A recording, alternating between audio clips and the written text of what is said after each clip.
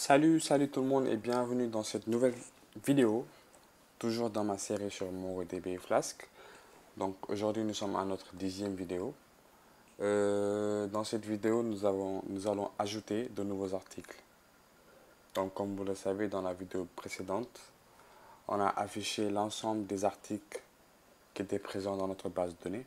Donc voilà, on avait 5 documents, 5 articles présents dans notre base de données. Donc dans la vidéo précédente, on a on les a affichés avec un find, etc. Donc, je vous invite à aller voir la vidéo précédente. Voilà. Donc, le but de cette vidéo, c'est en fait ajouter de nouveaux articles à travers un formulaire. Donc, on a un formulaire avec deux champs, un titre et un contenu. Donc, quand on appuie sur ajouter, on doit ajouter le titre et le contenu. C'est-à-dire ajouter un nouvel article. Voilà, ajouter donc un nouveau document. Voilà. Donc, c'est ça un peu le but de cette vidéo. Voilà. Donc, on va pas tarder, on va directement commencer. Donc, la première chose à faire, c'est donc d'aller dans notre fichier ajouter.html et modifier un peu notre formulaire. Voilà. Donc, ici, on a notre formulaire avec trois inputs, le titre, le contenu et un bouton Submit. Voilà. Donc, la première chose à faire, c'est donc de donner un nom à chaque input. Donc, ça nous permettra après de les récupérer via le name. Voilà. Donc, la deuxième chose, c'est donc de donner la méthode. La méthode est l'action. Voilà. La méthode, on peut donner donc, c'est un mot de poste. Voilà. Voilà. Et l'action, ce sera la route qui va gérer le formulaire. Donc, on va créer une nouvelle route qu'on va appeler save. Donc, c'est cette route qui va gérer notre formulaire. Voilà. Donc, ici, ça pourrait être get, etc., etc. Il y a plusieurs méthodes HTTP. Ça montre donc la manière dont on envoie nos données au serveur. Voilà. Donc, je crois qu'on en a fini avec notre fichier ajouter.html. Il suffit juste d'ajouter la méthode ouais, et le serveur, donc la route qui va traiter nos données. Voilà, et ajouter nos noms. Voilà. Donc, on va sauvegarder, on actualise, rien, c'est bon. Voilà, donc on va au niveau de notre serveur, notre fichier app.py. Donc, ici, on va créer une nouvelle route qu'on va appeler save. Voilà. Dès que notre formulaire est submité, c'est cette route qu'on va faire appel à cette route qui va traiter nos données et qui va nous renvoyer le résultat. Voilà. Et à cette route, on va lui dire qu'il y aura un formulaire qui va venir. Donc, il faudra qu'il accepte les méthodes de type post. Voilà. Donc, ici, on va lui dire qu'il y a les méthodes de type post. Voilà. Voilà. Et puis, on va définir une fonction save. Voilà. Donc là, après, on va commencer. Donc, ce qu'il nous faut en ce moment, c'est la valeur des champs, titre et contenu que l'utilisateur va entrer. Voilà. Dès qu'il appuie sur le bouton ajouter, on doit récupérer la valeur de titre et la valeur de contenu. Donc, première chose, récupérer la valeur de titre et la valeur de contenu. Voilà. Donc, on aura deux variables, par exemple, titre égale valeur de titre, contenu égale contenu de titre, valeur de contenu du moins.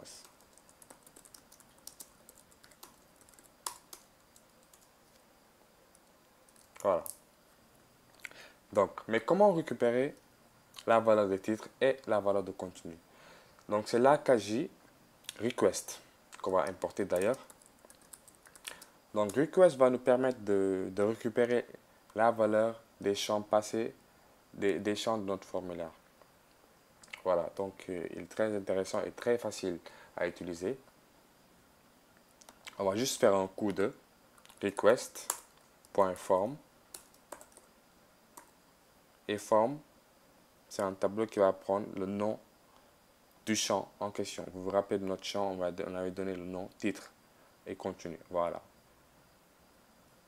On va récupérer ça à travers titre, voilà, qui va avoir, voilà, et request.form Et puis, voilà, contenu. Très bien. Maintenant qu'on a récupéré le titre et le contenu, il ne reste plus qu'à ajouter dans la base de données. Donc, il nous reste à ajouter notre document constitué par notre titre et notre contenu dans notre base de données. Voilà, donc il y a plusieurs fonctions pour ajouter. On a vu quelques fonctions. On a vu la fonction insert, on a vu la fonction save, etc. Donc, dans ce cas, on va utiliser la fonction save. Voilà, on va faire un coup de mongo.db, notre collection article, save. Voilà. Et puis save, on va lui donner le document que l'on souhaite créer. Voilà. On va dire que titre aura pour valeur titre, notre variable. On va dire que contenu aura pour valeur notre contenu. Voilà. Et puis c'est tout. Aussi simple que ça. Là, on enregistre dans notre base de données. Voilà. Récupération du titre, récupération du contenu et enregistrement dans la base de données. Voilà. Donc nous, ce qu'on veut en fait, c'est dès qu'ils finissent d'ajouter, ils remplissent le formulaire, etc., etc. Après, il appuie sur ajouter.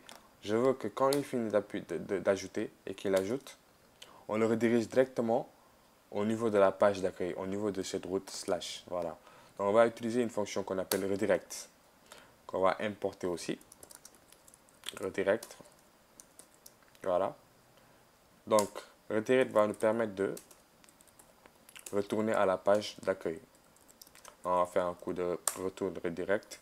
Et puis redirect, on va lui passer slash. Voilà, tout simplement. Voilà, on a récupéré le titre, on a récupéré le contenu, on a ajouté dans notre base de données et on repart à la page où il y a la liste des articles. Voilà. Donc on va sauvegarder, on va actualiser, on va voir ce que ça donne. On va ajouter un titre, mon titre, titre 6 par exemple, et mon contenu 6. Et puis on va ajouter, voilà, bam. On voit que notre titre 6 a été ajouté. Titre 6 a été ajouté, mon contenu 6 a été ajouté. Et si on essaye d'ajouter un nouveau, on va ajouter titre 7, puis mon contenu, hop là, mon contenu 7, hop là, 7, autant pour moi. Voilà, il a été ajouté aussi. Titre 7, mon contenu 7. Bon, vous pouvez ajouter le maximum, le nombre d'articles que vous voulez.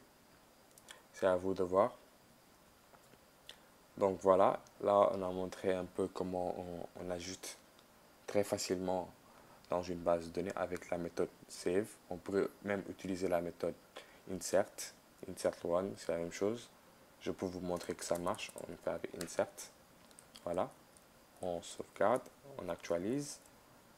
On essaie d'ajouter un nouveau. Titre 8.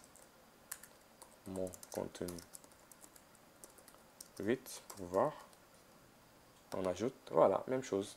La méthode insert aussi marche. Voilà. Mais quand même, je préfère avoir la méthode save. Voilà. Je crois que c'est bon. Voilà.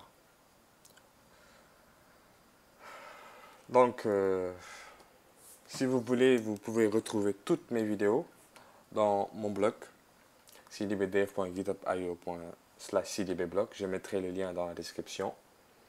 Voilà. Et merci d'avoir regardé la vidéo.